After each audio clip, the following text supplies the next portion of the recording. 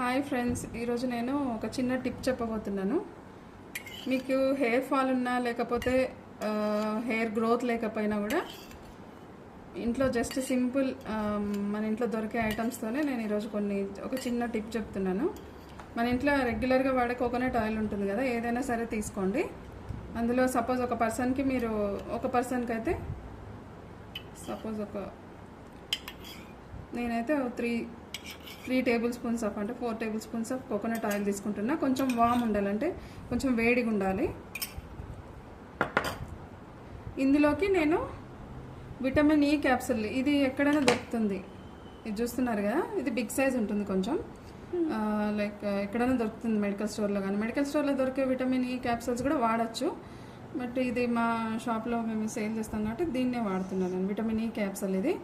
ఇది చాలా హెయిర్కి, చాలా హెయిర్ గ్రోత్కి, హెయిర్ ఫాల్కి చాలా యూజ్ అవుతుంది. సో ఇది ఒక పర్సన్కి కాబట్టి ఒకటే యూజ్ చేస్తున్నాను. 1 ఈజ్ ఎనఫ్. ఇలా చిన్న కట్ చేసేసుకుంటే మీకు బ్రేక్ అయిపోతుంది. విటమిన్ ఈ సీరం లాగా ఉంటుంది. ఇందులో మొత్తం స్క్వీజ్ చేసేసుకొని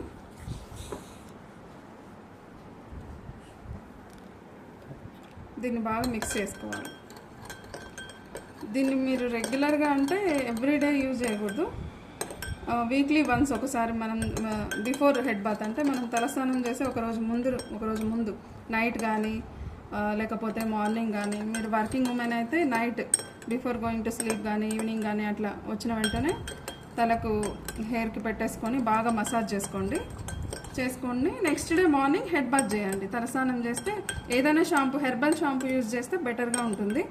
ఎందుకంటే దానివల్ల హెయిర్ ఫాల్ తక్కువ ఉంటుంది, కెమికల్ ఫ్రీ ఉంటుంది కాబట్టి మీ హెయిర్కి కూడా ప్లస్ పాయింట్ అవుతుంది.